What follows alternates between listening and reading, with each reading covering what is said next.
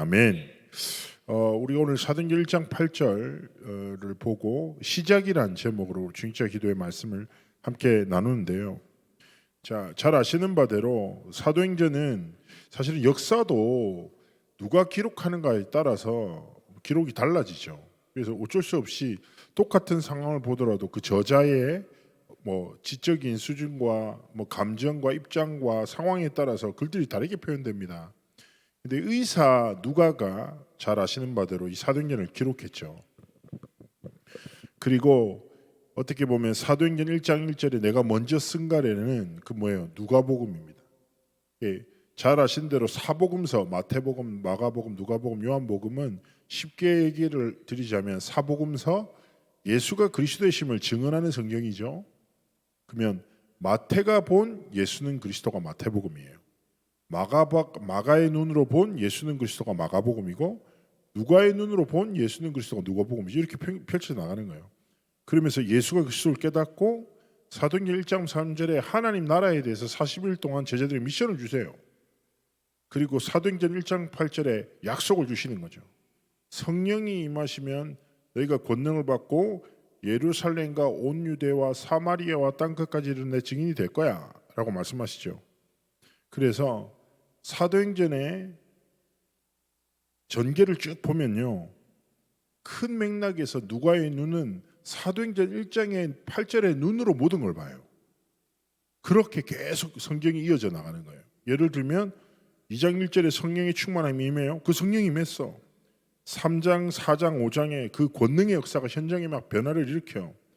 그러면서 6장 7절에 가장 먼저 예루살렘 지역으로 확산돼요, 이 복음이. 6장에 보면. 근데 직후에 뭐가 생겨납니까? 스데반의 핍박이 일어나고, 봐세요. 온 유대와 그러면서 사마리아죠. 8장에 보면 어떻게 됩니까? 스데반의 박해로 인해 흩어지면서 사도행전 8장의 첫 문이 어디예요? 바로 사마리아입니다. 그리고 그 박해로 인해서 유대와 사마리아 온 땅이 흩어지니까 9장에 표현하는 거예요. 유대와 갈릴리 사마리아의 교회가 든든히 평안하게 서간다. 그러면서 11장에서 13장까지는 무엇입니까? 처음으로 땅끝까지 복음을 전하는 팀이 딱 구성되는 거죠. 무슨 말입니까? 누가는요, 어떤 상황이 생겨도 무엇으로 봤다고요? 사도행전 1장 8절의 눈으로 보는 거예요. 예를 들어서 스데반이 죽음을 당했어요. 스데반은 7 집사 중에서도 가장 존경받던 인물이에요. 영적으로도 가장 본이 되고, 그리고 삶이나 모든 부분에서 존경받던, 모든 사람이 의지하던 사역자인데 스데반이 순교당해요. 얼마나 사람이 혼란스러워요. 근데 누가는요, 그것도 그렇게 보는 거예요. 아, 이것 통해서 하나님이 흩으시는구나. 하필 스데반의 환란 이후로 첫 성이 사마리아의 문이 딱 열리는 거예요. 빌립을 통해서. 자, 무슨 말일까요? 우리도 인생의 여정을 걸어갑니다. 우리가 인생이 책으로 기록되진 않겠죠. 내가 쓸 수도 있겠지. 그렇지만 우리가 전기가 남겨진 인생은 아니잖아요. 그죠? 내가 아니면 시작해 보세요. 오늘부터 나의 오늘에 대해서 쭉 쓰고 나는 오늘 밥을 먹었다. 이렇게 한번 기록해 보는 것도 괜찮겠죠. 그러나 보세요.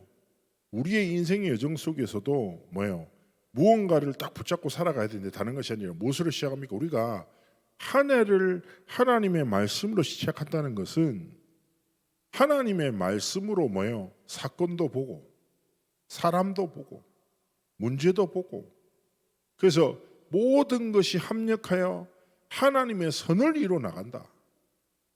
그렇다면 나의 인생을 향한 하나님의 뜻과 계획은 무엇일까?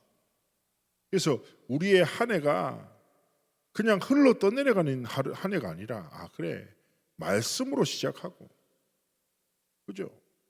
그래서 말씀으로 시작해서 우리가 100% 성령의 인도 속에 삶이 딱 있도록.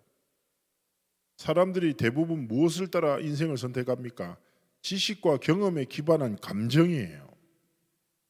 결국에 그 뿌리가 감정이라니까.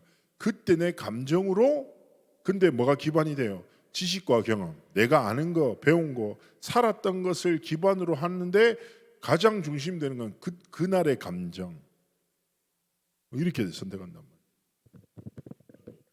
근데 우리의 삶이 그게 아니라 그렇구나. 나의 것이 아니라 나를 지으신 나의 삶의 주인 되신 성삼위 하나님 주신 말씀을 딱 붙잡고 시작하고, 그래서 뭐예요?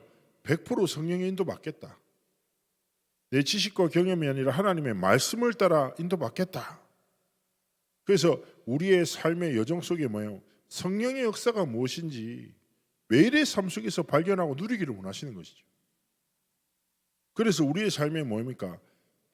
나의 노력을 인하여 맺어지는 열매가 아니라 하나님께서 우리의 삶에 성취하시는 그 열매가 삶의 결과로, 만남으로, 또 우리의 삶의 도전과 성취로 맺어지기를 원하시는 것입니다. 그래서 하나님 앞에 말씀 붙잡고 하나님 내가 시작합니다. 무엇을 해요? 성령의 인도 속에서 모든 것 시작하겠습니다. 성령의 역사를 통해서 하나님의 능력을 날마다 누리겠습니다. 성령의 열매를 통하여 하나님의 영광을 나타내는 삶과 길을 걸어가기 원합니다. 딱 붙잡고 누가가 사도행전 1장 8절의 눈으로 모든 것을 보았던 것처럼 1년의 방향은 무엇입니까? 이미 원단 받았고 오늘 오후 예배 때 우리 창대교회가 1년 동안 붙잡아야 될 하나님 말씀 주실 거예요. 이거 딱 붙잡고 매주 강단을 통해서 하나님이 주신 말씀 가지고 뭐예요? 날마다 새롭게 시작하는 거예요. 작심 3일이 굉장히 비관적인데 저는 굉장히 복음적으로 이해하거든요. 3일에 한 번씩만 새롭게 결심하면 인생은 변화되거든요. 그렇지 않습니까?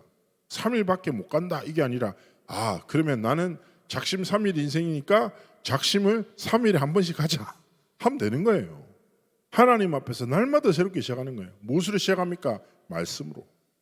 내 의지가 아니라 내 도끼나 내 노력이 아니라 하나님의 성령의 인도 역사 열매 맺는 삶이 되도록 말씀 붙잡고 시작하기를 원하시죠.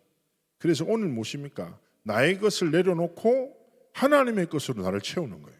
계속 하나님, 내 속에 염려, 불신앙, 두려움 혹은 내 속에 뭔가 답답한 현실을 올가매고 있고 묶여있는 듯한 거 있잖아요. 그렇지 않습니까? 전에 사역자가 한 명 전화 와가지고 경제적인 상황 때문에 암흑 같다는 건 자기 삶 이렇게 얘기하더라고요. 아무것도 보이지 않는데 어찌할 바를 모르겠다고요. 그래서 내가 있어요. 어찌할 바를 모르면 아무것도 하지 마라.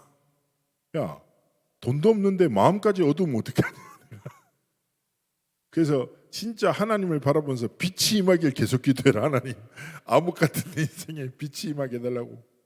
근데 얘도 깨달은 거죠. 이미 내 안에 빛이 있구나. 그렇잖아요. 그때 우리가 거기에 뭐요?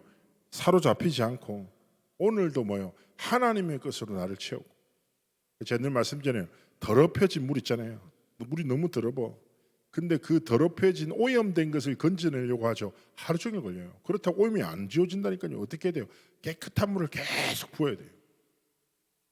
우리 생각이 막 오염돼 있어. 더럽혀져 있어. 복잡해. 그때 뭐예요? 복음의 말씀을 계속 듣고 보고 읽고 묵상하고. 그래서 계시록의 말씀에 말세에 대해서 전하는 말씀이 이 말씀을 듣고 읽고 지키는 자에게 하나님의 복이 있다 약속하시는 거예요. 그래서 오늘도 말씀 앞에서 시작하고 새로워지는 모든 것을 회복하는 은혜와 승리가 있기를 주의 이름으로 축복합니다. 우리 기도로 함께 예배 준비하시겠습니다.